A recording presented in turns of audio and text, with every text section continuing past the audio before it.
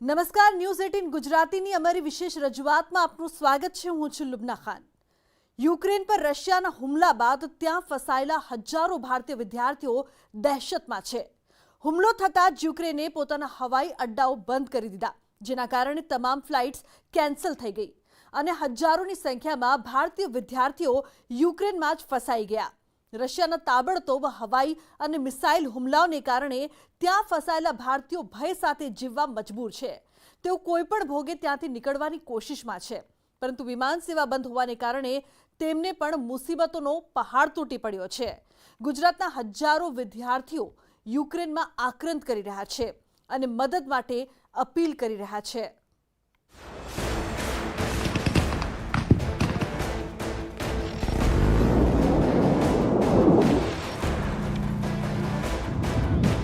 самолет. Russia ने Ukraine वच्चेनो जंग बन्यो लोहियार. Вот основные войска. Сбрасываю вам эти видосы. Не видно Украину. Ух ты ж ё! યુક્રેનના શહેરો પર મિસાઇલનો વરસાદ.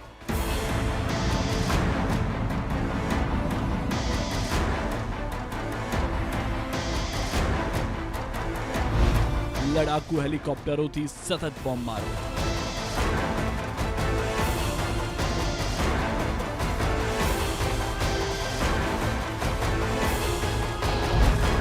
જીવ બચાવવા ભાગી રહ્યા છે લોકો.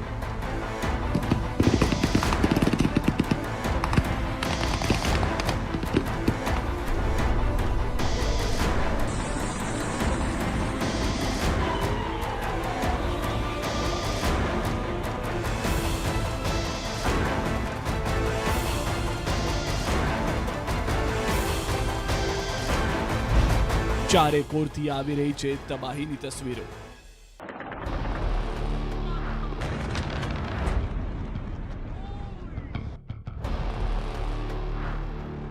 સળગી રહેલી ઇમારતો, કાટમાળ અને મૃતદેહ.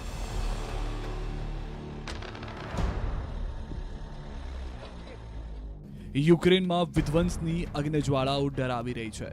ધુમાડાના ગોટાથી આકાશ છવાઈ ગયું છે. ભયાનક સ્થિતિની તસવીરો આવી છે જે વિચલિત કરી દે છે.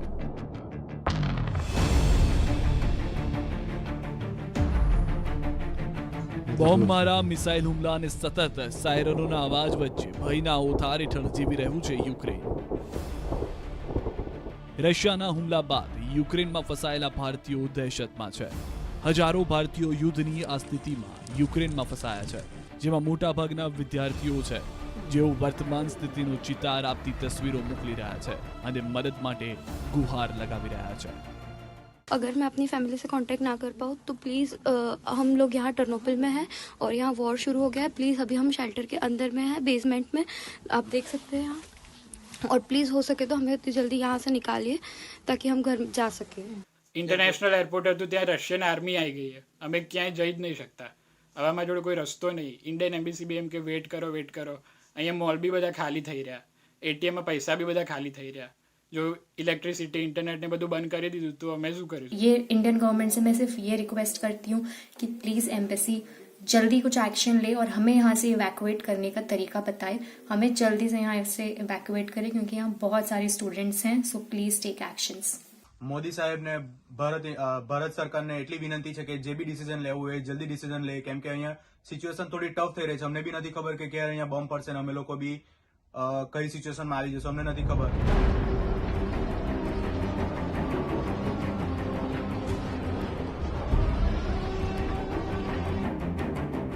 યુક્રેનની રાજધાની કીવ સહિતના મોટા મોટા શહેરોમાં સતત 3 દિવસથી બોમ્બમારો અને મિસાઇલથી હુમલાઓ થઈ રહ્યા છે.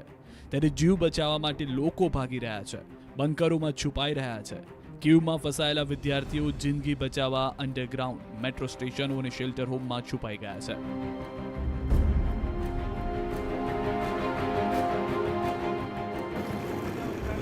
જીવન જરૂરિયાતની વસ્તુઓ ખૂટી પડી છે. વિદ્યાર્થીઓ પાસે રાશન, પાણી, રૂપિયા ખતમ થઈ રહ્યા છે.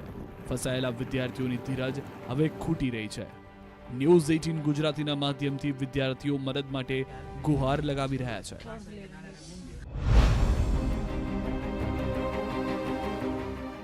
અમારી એટલી જ માંગ એમ્બેસી જોડે કે અમને અહીંથી ઇવેક્ટ કરી અને નેટિવ કન્ટ્રી ઇન્ડિયામાં પહોંચાડી દે. પોસિબલ હોય એટલું જલ્દી ઇન્ફોર્મેશન આપો અમને અને અહીંથી અમે નીકાળ અહીંયાથી. અમે અહીંયા અમારી યુનિવર્સિટીના લીધે જ ફસાયા છીએ. અમને પહેલા કીધું જ નહોતું કે તમે ઇન્ડિયા જતા રહો. એમ જ કહેતા હતા કે વોરનું કંઈ અહીંયા છે જ નહીં. થેન્ક્સ ટુ યુક્રેનિયન પીપલ કે લોકો અમને હેલ્પ કરે છે, અમને બધી રીતે હેલ્પ કરે છે, લોકો ગાઈડ કરે છે. અમારા 2-3 દિવસના લોકો રેન્ટ નથી લીધા, અમને લોકો ખાવાનું બી અમને સપ્લાય કરે છે. કેમ કે આજે યુક્રેનમાં ઓડેસામાં અમે જ્યાં રહીએ છીએ ત્યાં બધા મોલ આજે ફૂલ છે. પબ્લિક આજે બધું પોતાના માટે ખાવાનું એવું ભરે છે. અમે લોકો બી અમારા ગ્રુપમાંથી બી અમે લોકો લાવીને બધું મૂક્યું છે ખાવાનું. 10 દિવસમાં અમે લોકો બી સેફટી કરી છે. એટલે હવે અમને એટલી જ વિનંતી છે ભારત સરકારને અને મોદીજીને કે અમને ફટાફટ અહીંયાથી જે બી કરવું હોય એ ડિસિઝન લઈને અમને અહીંયાથી એરલિફ્ટ કરીને અમને ખાલી ઇન્ડિયા અમારા વતન અમને ખાલી પહોંચાડે.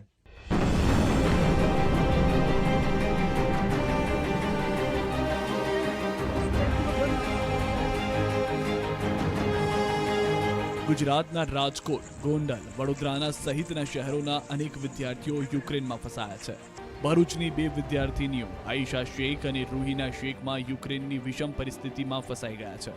આઈશા 5 વર્ષથી કીવમાં MBBSનો અભ્યાસ કરે છે અને 15 દિવસ પૂર્વે જ વતન આવી હતી.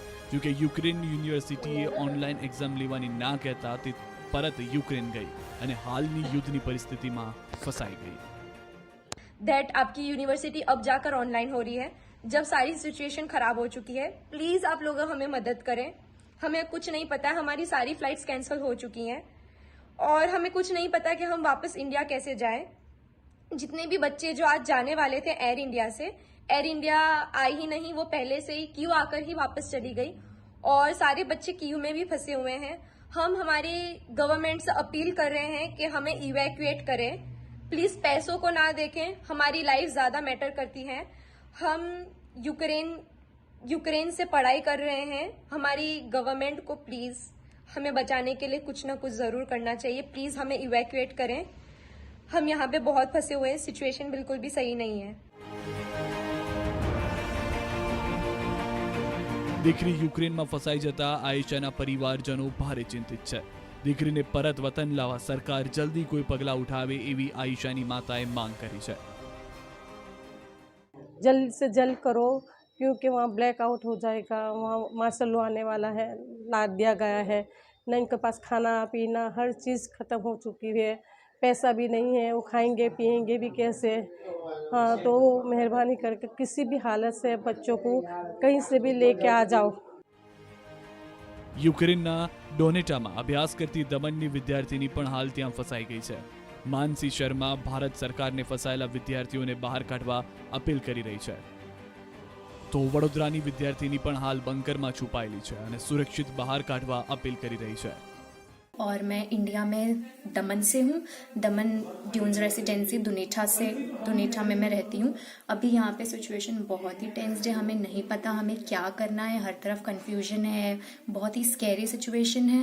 और ऊपर से यहाँ पे अभी आपने जैसा देखा सुबह अटैक्स भी हुई हैं. इनफैक्ट इवानो फ्रैंकिस के एयरपोर्ट के पास भी अटैक हुआ है. तो हमें नहीं पता कि क्या करना चाहिए. बस मैं ये इंडियन गवर्नमेंट से मैं सिर्फ ये रिक्वेस्ट करती हूँ कि प्लीज़ एम्बेसी जल्दी कुछ एक्शन ले और हमें यहाँ से इवैक्यूएट करने का तरीका बताए. हमें जल्दी से यहाँ से इवैक्यूएट करें क्योंकि यहाँ बहुत सारे स्टूडेंट्स हैं. वो 4 साल पहले वहाँ गई थी यूक्रेन और वो 4th ईयर की स्टूडेंट है. MBBS कर रही है वहाँ से. इवानो नियर टू पोलैंड बॉर्डर है. और अभी 2 दिन पहले भी बात हुआ था उससे, तो उस दिन तक शांति थी उधर. लेकिन आज अचानक वहाँ पे भी एयर स्ट्राइक हुआ है. जो एयरपोर्ट है उसको वहाँ पे भी बम गिरे हैं. ऐसा माहौल देख के भारत सरकार से यही प्रार्थना है कि मेरे बच्चे को सही सलामत रहे. उसे कंटिन्यू बात कर रहे हैं तो सब बोल रही है कि सही है, पर फिर भी माँ का दिल है, टेंशन लगा ही रह रहा है कि कैसे है नहीं है. सब યુદ્ધની સ્થિતિમાં સુરક્ષિત જગ્યાએ પહોંચી જવાની ઉતાવળમાં હજારો લોકો નીકળી પડ્યા. લાખો લોકોએ તેમનું ઘર-બાર છોડ્યું, શહેર છોડ્યું. ખેડા જિલ્લાનો યુવક પ્રતીક પટેલ પણ ક્યુમાં પોતાના 4 સાથીઓ સાથે ફસાઈ ગયો. ભારે જહેમત થઈ ક્યુમાંથી નીકળીને ચાલીને બોર્ડર સુધી જવા તો નીકળ્યા, પરંતુ કીવનું સિચ્યુએશન બહુ ખરાબ છે. રશિયન આર્મી આવી ગઈ છે અને હાયર કરી દીધું છે. અમે જેમ તેમ કરીને સવારમાં નીકળી ગયા હતા, ભાડે ટેક્સી કરીને ઉછીના પાછીના પૈસા કરીને ટેક્સી કરી. સરકારે કહ્યું કે પોલેન્ડની બોર્ડરે જાઓ, હંગરીની બોર્ડરે જાઓ, સ્લોવાકિયાની બોર્ડરે જાઓ. અમે મદદ કરવા તૈયાર છે, કોઈ મદદ મળી નથી. 100 કિલોમીટર ગાડીઓની લાઈન છે બોર્ડર ક્રોસ કરવા માટે. જોવા અમારી જે ટેક્સીવાળો હતો એ 30 કિલોમીટર બોર્ડર પાછી રહી અને પાછો ક્યુ ગતો રહ્યો અમને ઉતારીને. અમે 30 કિલોમીટર ચાલ્યા છે. અમે 5 જણ છે. અમારી જોડે એક પ્રેગ્નન્ટ વુમન છે અને 4થો મહિનો જાય છે અને એને પેન શરૂ થઈ ગયું છે. કોઈ મદદ કરવા તૈયાર નથી. અમે પરણે ચાલીએ છીએ. અહીં આગળ કોઈ આપણી મદદ કરવા તૈયાર નથી અને ભારત સરકાર કહે છે કે અહીં પહોંચી જાઓ પહોંચી જાઓ, પણ એ પહોંચવું શક્ય નથી. ફસાયેલા વિદ્યાર્થીઓનું કહેવું છે કે સરકાર પોલેન્ડની બોર્ડર પરથી વતન લઈ જવામાં મદદ કરશે, પરંતુ બોર્ડર સુધી પહોંચવું એ જ મોટી મુસીબત છે. રાતે 11 વાગ્યાથી અહીંયા કરફ્યુ લાગી ગયો તો રાતે અમે સૂયા નથી. રાતે 3-4 ટેન્ક જો છે જે સિટીમાં ફરે છે. અત્યારે મિલિટરીઓ રાઉન્ડ કરે છે એટલે અમને કંઈ સમજ નથી પડતી. અમે થોડા ફસાઈ ગયા છે. હવે અમને એટલી વિનંતી છે કે ભારત સરકાર અમને મદદ કરે અને વહેલી તકે અમને અહીંયાથી એરલિફ્ટ કરીને અમારા પોતાના વતન લઈ જઈ શકે. કોઈ પણ રીતે બોર્ડર પહોંચી ગયેલા વિદ્યાર્થીઓની હાલત પણ અતિશય ખરાબ છે. મોટી સંખ્યામાં વિદ્યાર્થીઓ પોલેન્ડ બોર્ડર પહોંચી ગયા છે અને મદદ માટે પોકાર કરી રહ્યા છે અને પોલેન્ડના રસ્તે બધાને પરત લાવવાની વિનંતી કરી રહ્યા છે.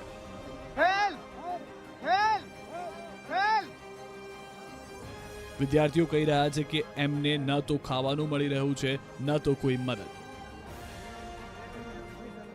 हमें जब बताया गया था, एडवाइजरी दी गई थी कि आप अपना पर्सनल व्हीकल करके आ सकते हैं, आपको 30 किलोमीटर पहले उतर जाना रहेगा, आपको चेक पोस्ट पार करने के लिए वॉक आना पड़ेगा. तो ये एडवाइजरी जब हमने फॉलो की उसके बाद भी स्टिल अभी हमको यही बोला जा रहा है कि आप वापस चले जाइए. अब हमें ये समझ में नहीं आ रहा कि इतने सारे बच्चे किस तरीके से वापस जाएंगे. हम उसी हिसाब से पहुंचे हैं, पैदल आए हैं जैसा कि हमें कहा गया था, पर यहाँ पे बच्चे रात 12 बजे से पैदल आके यूक्रेनियन चेक पोस्ट पे खड़े हैं और अभी सुबह 8:30 बज रहे हैं. टेम्परेचर -1 से -5 हो चुका है. बच्चों के पैर फ्रीज हो रहे हैं, हाथ हो रहे हैं, बच्चों का ब्लड प्रेशर गिर रहा है, पर यूक्रेनियन चेक पोस्ट हमें निकलने ही नहीं दे रही है. ना रीजन बता रही है, ना कुछ कर रही है. બોર્ડર ચેકપોઇન્ટ્સ પાસે સ્થિતિ સંવેદનશીલ હોવાથી નવી એડવાઇઝરી જાહેર કરવામાં આવી છે. ફસાયેલા ભારતીય નાગરિકો માટે યુક્રેનમાં ભારતીય દૂતાવાસે નવી એડવાઇઝરી જાહેર કરી, જેમાં અધિકારીઓ સાથે સંકલન વિના કોઈ પણ સરહદે ન જવા સૂચના અપાઈ છે. ભારતીય નાગરિકોને ક્યુમાં દૂતાવાસ સાથે સંપર્કમાં રહેવા સૂચના અપાઈ છે. સાથે જ ખોરાક અને પાણીનો પૂરતો જથ્થો હોવાથી ચિંતા ન કરવા જણાવ્યું છે. જોકે વાલીઓનું કહેવું છે કે એમ્બસી તરફથી વિદ્યાર્થીઓને સપોર્ટ નથી મળી રહ્યો. અત્યારે મારી બેબી સાથે વાત થઈ. બેબી મને કહેતી હતી, મમ્મી અહીંથી જલ્દી ચલ મને ઇન્ડિયા લાવો, કારણ કે ત્યાં આગળ અમારી જાનને ખતરો છે. ગમે ત્યારે કંઈ પણ થઈ જાય તો એની ત્યાં ઇન્ડિયન એમ્બેસી કંઈ સાંભળતી નથી. એમને વારંવાર એ લોકો કોલ કરે પણ ફોન જ નહીં ઉઠાવતા એ લોકો. લોકો નજીકના દેશો સાથે જોડાયેલી સરહદો પાર કરી સુરક્ષિત સ્થળે જવા માંગે છે. રસ્તા ઉપર લાંબો ટ્રાફિક જામ છે. પેટ્રોલ પંપ ઉપર જનર લોકો ત્યાં સુધી લાંબી લાઈનો જોવા મળી રહી છે. કોઈને ખબર નથી કે હવે પછીનો સમય કેવો હશે. સવાર પડશે કે પછી જિંદગીનો સૂર્યાસ્ત થઈ જશે. રશિયા અને યુક્રેન વચ્ચેની લડાઈમાં ત્યાં અભ્યાસ કરવા ગયેલા વિદ્યાર્થીઓ ફસાઈ ગયા છે. ત્યારે વિદ્યાર્થીઓને સુરક્ષિત રીતે લાવવા માટે ભારત સરકારનો શું પ્લાન છે, જોઈએ બ્રેક બાદ.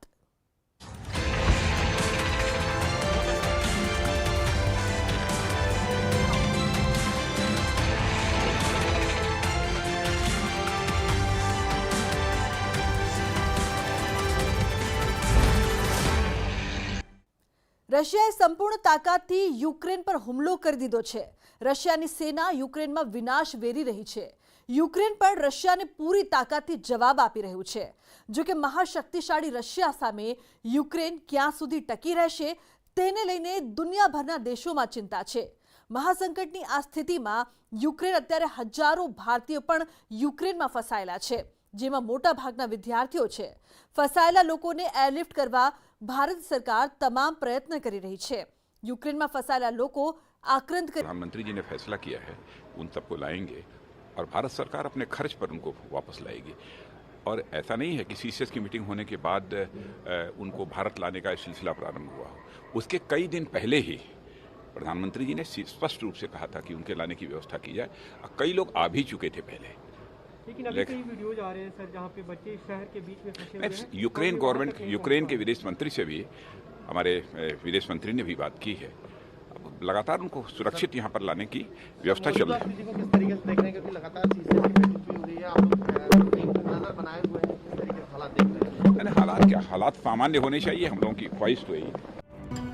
अभी हम इतनी ठंड में हैं, 30-40 किलोमीटर हम पैदल चलकर आए हैं। यहाँ पे ना हम टैक्सी बुक कर सकते हैं, ना बस बुक कर सकते हैं। हम वापस कैसे जाएं, इतनी ठंड हो रखी है जिसका कोई हिसाब नहीं है। ભારે બેગ, કડકડતી ઠંડી, મોબાઈલમાં નેટવર્ક પણ નથી. વિદ્યાર્થીઓએ વિડીયો મોકલીને પોતાની વ્યથા વ્યક્ત કરી. બોર્ડર પર વિદ્યાર્થીઓ માટે કોઈ વ્યવસ્થા નથી. યુક્રેનના સૈનિકો દુર્વ્યવહાર કરતા હોવાનો વિદ્યાર્થીઓનો દાવો છે. એસટી નિગમના નોકરી કરતા પિતાએ પુત્રને 19 લાખનો ખર્ચ કરીને અભ્યાસ માટે યુક્રેન મોકલ્યો, પરંતુ યુદ્ધના આ સંકટમાં પુત્ર ફસાઈ જતા પિતાની આંખમાંથી આંસુ નથી સુકાઈ રહ્યા.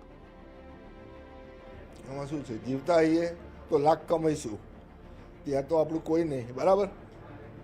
એ ઘરે આવે.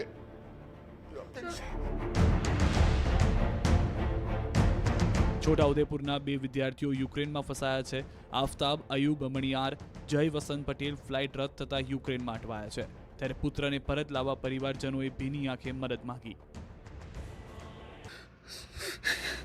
बच्चों को सक दिया और यहाँ कलेक्टर ऑफिस में और मामलतदार ऑफिस में हमने कंप्लेन किया है और उनको हमने सब पूरी डिटेल दी है यूक्रेन की. बच्चा जहाँ पढ़ता है उसके लिए पुलिस खाते का भी आभार है. યુક્રેનમાં યુદ્ધ શરૂ થાય તે પહેલા જ સ્વદેશ પરત આવેલા ભાવનગરના રાહુલ બોરીચાએ યુક્રેનની સ્થિતિની માહિતી આપી. રાહુલે કહ્યું કે યુક્રેનમાં યુદ્ધની સ્થિતિએ જરૂરી ચીજોના ભાવ આસમાને પહોંચી ગયા હતા. તમામ ફ્લાઇટના ભાવ પણ 2 થી 3 ગણા વધી ગયા હતા. તેમાં પણ ઊંચા ભાવ હોવા છતાં ટિકિટ મળવી મુશ્કેલ હતી. હું ઓડેસા રહ્યો છું, એટલે ઓડેસાથી કીવ હું એ દિવસે બસમાં ગયો રાતના, જે મારે લગભગ 9 થી 10 કલાકનો સફર છે.